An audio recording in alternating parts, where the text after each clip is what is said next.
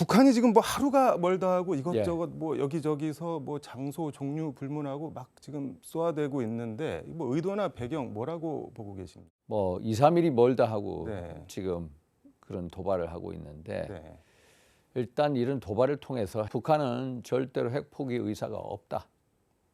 그러니까 핵 강성대국을 인정을 해라. 네. 그리고 윤석열 정부든 바이든 미 행정부든 네. 그거에 맞춰서 대북 정책을 가져와라. 이런 어떤 무언의 메시지라고 저는 보고 있습니다.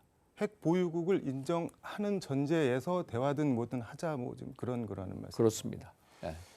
지금 국민의힘에서는 예. 뭐 상황이 이렇게 됐는데 문재인 정부 때 체결된 9.19 남북 군사 합의 뭐 파기해야 되는 거 아니냐 이런 목소리가 나오고 있는데 의원님은 어떤 입장이신가요? 9.19 군사 합의라는 게 대북 서로 남북한 간의 적대 행위를 전면적으로 금지하자라는 그런 선언인데 사실 북한이 계속해서 9.19 군사 합의를 깬 것도 사실입니다. 네.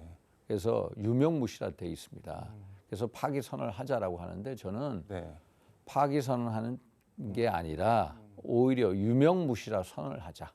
유명무실 어떤 차이가 있는 건가요? 파기 선언을 하게 되면은 국제적인 어떤 글로벌 중축 국가를 지향하는 우리 윤석열 정부한테 부담이 된다. 네. 또 만약에 파기 선언을 하게 되면은 어떤 도발을 해놓고 우리의 책임을 전가할 우려가 아주 큽니다. 아, 니들이 파기를 했으니까 우리가 이런다 이런 예. 식으로. 그런데 무효화 선언을 하게 되면은 네.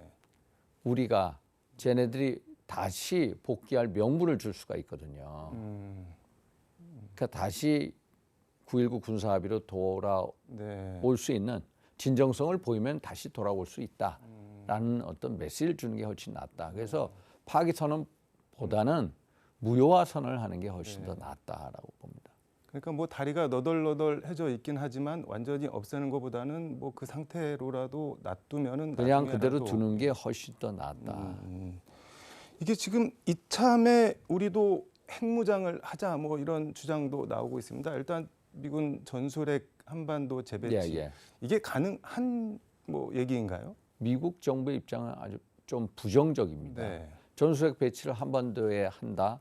그러면 중국이나 러시아의 어떤 반발, 또 전술핵 무기라는 걸 이 한반도에 배치했을 때 B-61이라는 네. 이제 전술핵 폭탄을 배치하자는 거거든요. 그런데 네. 그게 군사적인 실효성이 있겠냐? 북한이 맘만 먹으면 네. 군산 공군기지인 오산 공군기지를 3분에서 5분이면 칠 텐데 그게 군사적 실효성 면에 있어서 전술핵 무기가 별로 효과가 없을 거다라고 해서 네.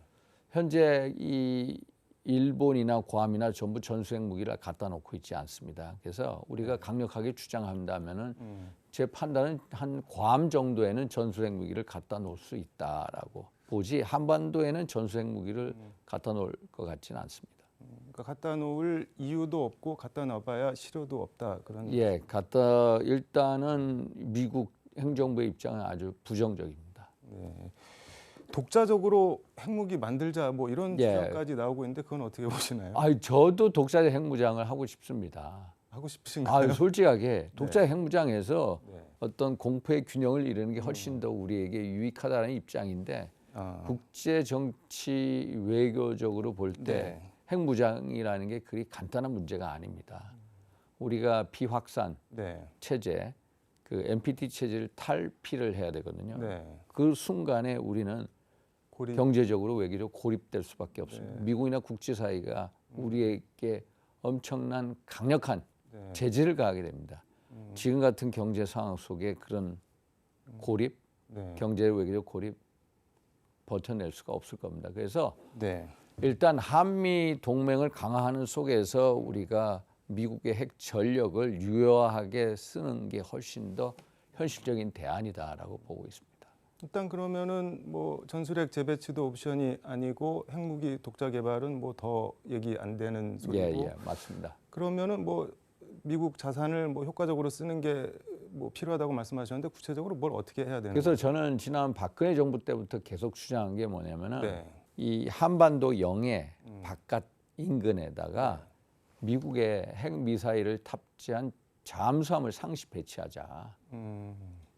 그러면 그게 훨씬 더 효과적인 대안이다. 타격도 못하고 북한이. 예를 들어서 핵 잠수함이 어디에 있는지 모르고요. 네. 그러면은 한반도 영해 바깥에 있기 때문에 한반도 비핵화 선언을 우리가 네. 준수할 수가 있고 또 우리 한반도에 전술핵 배치를 한다 그러면 얼마나 이 네. 반대 세력이 많겠습니까?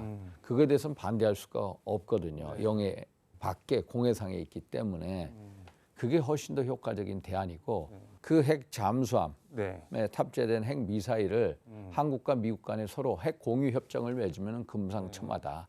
그게 훨씬 더 현실적이고 합리적인 대안이다라고 생각을 합니다. 이게 정진석 비대위원장 같은 경우는 뭐 7차 핵실험을 전제하긴 했지만 북한이 그러면 우리 뭐 핵 확산 뭐 그 91년도에 노태우 정부 때 체결했던 그것까지도 탈피를 해야 되는 거 아니냐 이렇게까지 극단적으로 주장을 하는데 그 91년도에 한반도 네. 비핵화 선언을 파기시키자라고 네. 하는데 네. 물론 한반도 비핵화 선언도 유명무실화됐습니다. 그러나 유명무실화된 거하고 파기선언하는 것은 다르다.